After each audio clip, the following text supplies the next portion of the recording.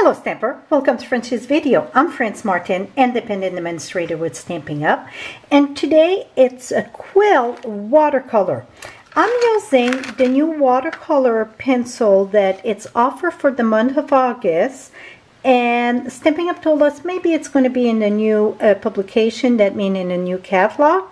But for now, they're just offered for the month of August.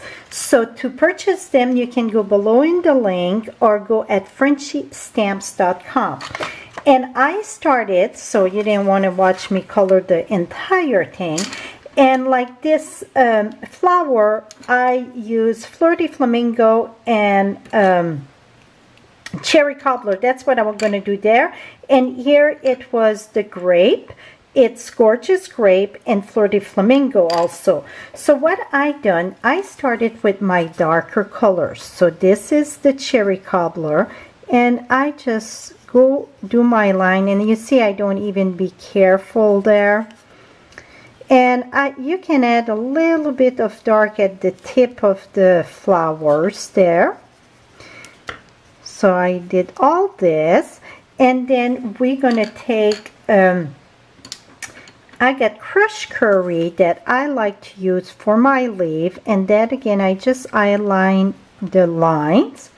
I'm using the garden green, and then I just add, you can add more or less, whatever you prefer.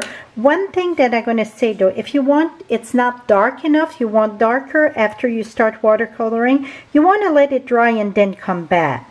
And then for the center, I use crushed curry also for the little here we go. And here, that's like the stem, I use a little bit of crushed curry and a little bit of Cajun craze and garden green at the bottom here, and this I want it way darker. So now I'm going to use my Fleur de Flamingo and just fill this up, and like you can see, I don't really color but scribble. What's going to mix my colors, it's when I come with aqua painter. This, the barrel is just water in, so it's ready to go. And when you start with the water, make sure it's wet. And then I'm gonna, if I want darker at the top, then I'm gonna go from the bottom and push my color up. You see, I'm pushing this up here. So the top's going to be my darker. So I'm going to do this, and I won't fuss with it much. I'm just going to do a quick watercolor. You can spend a lot of time on watercolor or very little. And I'm the type of person that do very little. I just like the look of that droopy watercolor. So see, I'm pushing the color, the dark color up. So in the center it's lighter and then it's darker. Like here I want it darker also. Another thing you can do is take your tip, take the color and add more. But to make it even darker, you want to let it dry in between. Now here I get a little bit of, now you want to change the color, wipe it on your inky rag. Now I'm going to do the stem here. Now here is my green. That's the little pod, whatever. Now I'm going to blend this. So the yellow, I start from the center and push the yellow. If you look at leaf, a lot of it, you get that yellow look in it. Here we go. That is it for the color. Now, you can take the Coastal Cabana and color everything. Or I like to use the ink pad direct. What I done, I took a clear block, tap it, and then this is what I'm using for my background. I'll make sure I get plenty of water. And then I want that droopy, or that it look kind of wet there. That's what I like about the watercolor. You can come back and take some of the color off if it's too dark. I'm going to share out to do that. So now I'm just adding some colors in the background. I wanted a quilt that was no white really in it, that it's all mixed color. So here it is. I don't want it smooth. I want that it show darker color at places. So I'm just mixing it. This is too dark here. I'm going to tap it. You just add water if it's too dark and tap the color off. Make sure you don't use an inky rag that it's, oops, dark hair here. That got color on it. You saw I had it color here. I'm going to remove a little bit of those lines. I want to keep some, but not so much. Et voila. Now, if I would want a greeting right on this, I would use my StazOn, and I'm going to use this here. No, I think I want something bigger depending on, I'm going to add a border just because I'm not sure where the quilt going to raise up and that how it's going to look.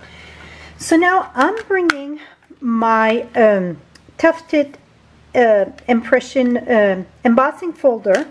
Now you don't want to sprit the front, because if you sprit the front, it's gonna get all the runny colors. Forget my water.